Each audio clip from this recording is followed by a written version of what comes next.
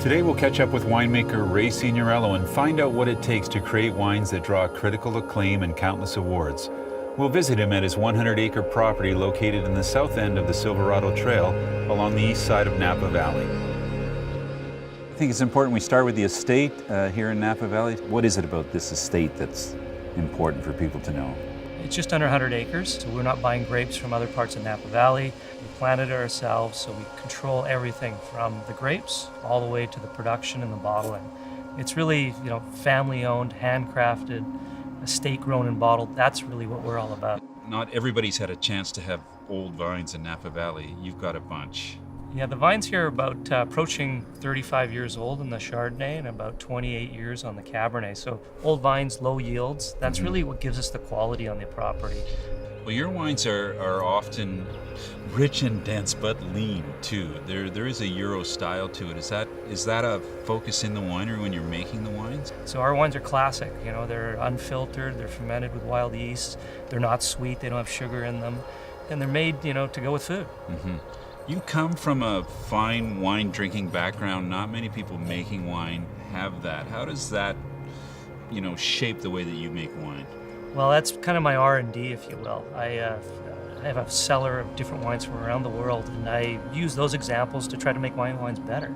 You're not that old a guy, but you've already done nearly 30 vintages here at the property. How would you characterize your style as a winemaker? I think it's all about handcrafted. So again, these old vines, the low yields, but then in the winemaking side of it, we try to be as non-interventionist as possible. If you're used to wines that are jammy, mine's kind of on the other end of that spectrum. It has an old world character to it.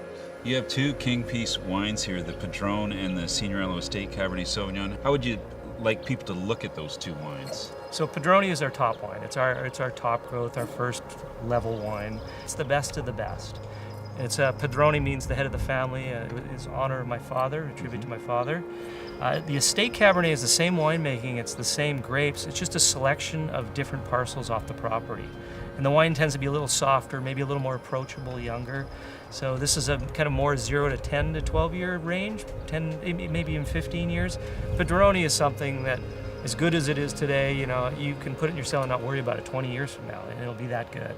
But this part of Napa where we are is very cool. So we're about 5 degrees cooler than, say, St. Helena, and that gives the ability to make a wine that ages well, has a little more of that Euro characteristic to it. Mm-hmm. You also have a Chardonnay that you've named after your mother. Yeah, we make a wine called Hope's Cuvée Chardonnay. So it's named after my mother, Hope Signorello. And essentially what it is, from the oldest vines on the property, old vine, low yield Chardonnay, no filtration. We only make about 400 cases a year. And in the style of a Grand Cru White Burgundy. You have your hands in other projects as well here in Napa. Yeah, what I did is I took what I learned at Signorello and applied it to 3 other projects, all Cabernets. Mm-hmm. So Trim is kind of my easy drinking, affordable Cabernet from the Lake County. And then Edge is my affordable Napa Valley Cabernet, blended with a little bit of Merlot, Cab Franc. And then the newest project is called Fuse, and it's just coming out right now, 2013 Fuse. And you picked a great vintage to launch it in. I did. Well, Ray, when you started out, actually when I started out as well, everybody was sort of chasing Bordeaux, Burgundy, Champagne. That was the benchmark. You're by all that now. What does the next 10 years look like for you here in Napa Valley at Signorello? Now I think we've found our own way. Napa Valley is making some of the greatest Cabernet really in the world. And what I'm trying to do every year is just kind of, each year it's a little bit of a tweak. And the next 20, 30 years, hopefully make some wines that'll be maybe even better than what I'm doing today.